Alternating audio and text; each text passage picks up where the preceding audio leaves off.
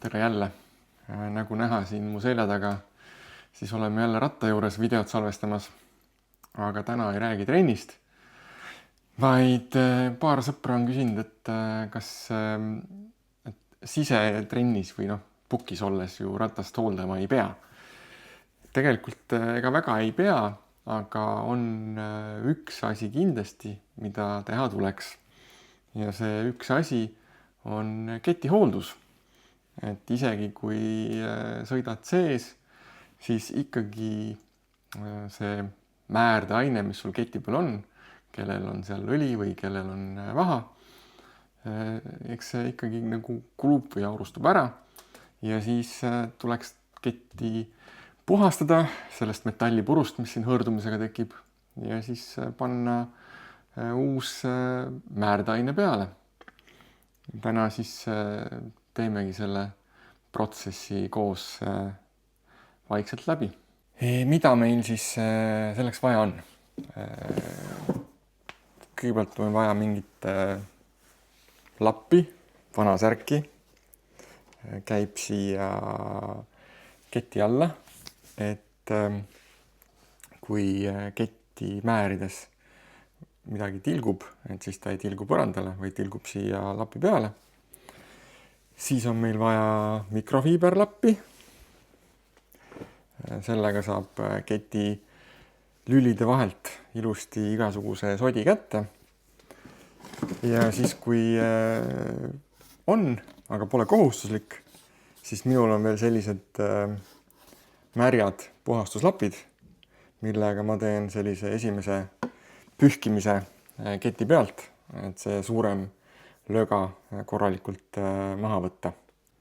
No ja lisaks puhastusvahenditele läheb meil vaja ka siis seda määret, mis me paneme ketile pärast peale. Ja mina kasutan sellist asja nagu Indoor Wax ehk siis sisetingimuste vaha. Selle vahe nüüd tavalise vahaga, mis on siis kas siis kuum vaha või kes kasutab pärast kuumvahat, või ka mina kasutan sellist Trip-Waxi, tilutamisvaha. Selle sisevaha erinevus on nüüd see, et see ei tekita selliseid vahahelbeid ja vahatükikesi, mis mööda elamist ringi lendavad ja ka võib-olla siia turbo sisse lendavad, et tekitavad võib-olla siin ummistust või määrdumist, mustust. Et selles suhtes on see sisevaha väga hea alternatiiv. Ma ise õli üldse ei kasuta, kasutangi siis vaha, väljas kasutan kuumvaha ja sees siis seda indoor vaha ja väljas sõitmiseks kassett on üldse tagaratta küljes ja kasutan üldse teist ketti, mis ongi siis kuumvahatatud kett, et sisetingimustes on pukil oma kassett ja oma kett, mida siis määringi ainult selle sisevahaga, et ei oleks sellist ristmäärdumist. Aga hakkame siis puhastusega pihta. Nagu ma ütlesin, esimese ringi ketist puhastusest teen siis nende märgade silkalappidega, et seda suuremat sodi maha saada. Siin toas ma kasutan sellist suurt purki, aga matkadel mul on täitsa kaasas ka sellised pisikesed pakikesed, kus ongi üks lapp on ühte pakki sisse pandud, et oleks hea kaasa võtta ja matka ajal hea lihtne puhastada. Lapid on siuksed kergelt karedad, kergelt perforeeritud. Et see sodi, mis siin keti peal on, jääks ilusti lapi külge. Ja siis lihtsalt selliste edasi-tagasi liigutuste ja samal ajal vändast ketti liigutades toimubki siuke esimene puhastamine.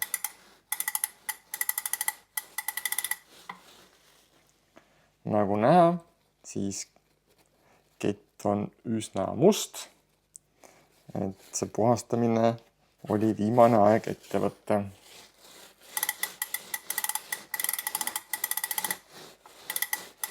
Kui esimene ring nende niiskete lappidega on ketist üle käidud, siis võtame mikrofiiberlapi ja läheb teine ring puhastamist. Ja puhastame ikkagi samamoodi edasi-tagasi liigutades. Või mina puhastan niimoodi, et edasi-tagasi liigutades ja samal ajal siis vändast ketti edasi kirides. Kui kett on niisugune puhtam, siis ei peagi siin selliseid edasi-tagasi liigutusi tegema, vaid piisab ka sellest, kui lihtsalt hooga lasta kett lapi vahelt läbi. Et siis ei ole sellist pedantsust vaja, nagu mina siin harrastan.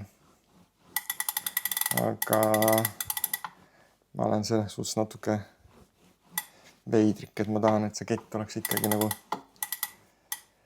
nii puhas, et katsudes enam sõrme ei määriks.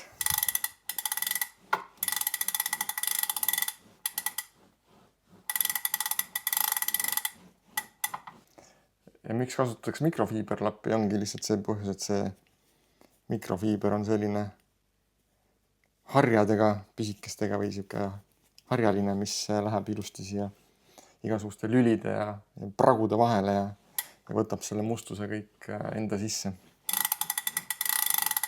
Ja kui oled keti saanud nii piisavalt puhtaks, et tulemusega rahul oled, et enam ei määri väga lappi ja katsudes jäävad sõrmed ka kuivaks ja puhtaks, siis järgmine samm on keti määrimine, kes siis õlitab, mina panen vaha. Et see on siis nüüd järgmine samm. Vaha tuleb enne siuke tükk aega tugevalt loksutada, et igasugused ained, mis siin sees on, korralikult ära seguneks ja jääks siia keti peale. Sest iseenesest, kui seda ketti nüüd niimoodi vahaga vahatada, siis see vedelik, mis siin sees on, see aurustub ära ja see tahke osa jääb siis sinna keti lülide vahele ketti määrima. Keti määrimise juures on ka mitu koolkonda, et kes kuhu siis õli või vaha keti peal paneb. Üks variant on panna määrida ketti seest poolt ja selles kohas, kus siis kett asub alumises asendis või ma ütlen, maapinnale lähemal ja määrida seest poolt. Kuhu soovitab panna silka oma vaha, on tegelikult siia kasseti peale panna kett tagumise hammaka peal kõige suurema hammaka peale, et kett oleks võimalikult risti ja siis määrida hoopiski pealt poolt ja sel ajal, kui kett läbib siis hammasratta ja käiguvahetaja peal olevad litrid, siis selle aja jooksul ta muudab seda nurka erinevat moodi ja siis see võimaldab liikuda siis vahal või määrdeainel ilusti sinna keti lülide vahele. Kui ma määrin ketti õues sõitmiseks, kui mul on tagaratas all, siis ma kasutan seda meetodit.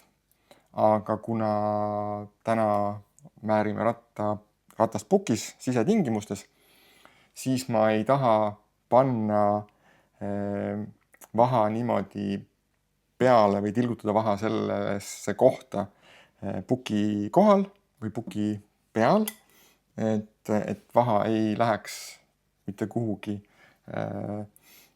puki sisse.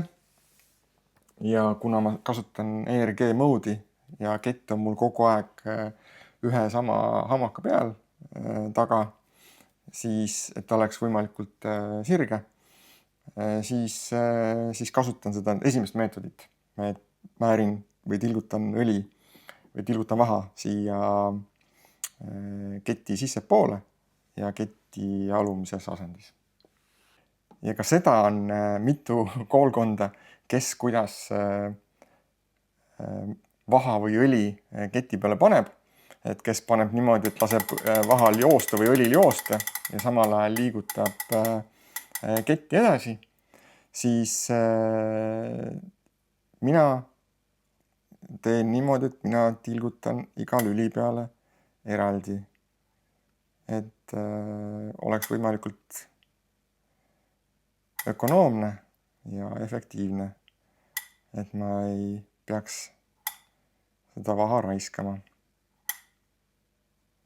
Ja niimoodi on kindel, et ta iga lüli peale ikkagi jõuab. Ja kui nüüd iga lüli peale on kenasti õli või vaha ära tilgutatud, siis tuleks lihtsalt mõned ringid lasta ketti liikuda niimoodi, et see vaha või õli ikkagi ilusti igale poole lülide vahele jõuaks. Kui kasutad õli, siis põhimõtteliselt on niimoodi, et võib kohe pärast määrimist trenni hakata tegema. Vaha puhul on see, et vahatada tuleks ka sisevahaga, samamoodi nagu välitingimuste vahaga. Et vähemalt 24 tundi peaks saama see vaha kuivada, nagu ma ütlesin, see vedelik tahab siit välja aurustuda ja siis jääb see vaha või see tahke asi jääb ise siia siis lülide vahele ja jääb siia määrima. Et seetõttu ongi niimoodi, et vahetult enne sõitmist vaha panna ei ole mõistlik, eriti õuetingimustes, et siis ta tõmbab eriti sellist mustust ja tolmu ligi, et peab laskma 24 tundi seista. Aga selline see hooldus ongi. Ma loodan, et oli huvitav või oli abiks ja näeme jälle järgmine kord. Tšau!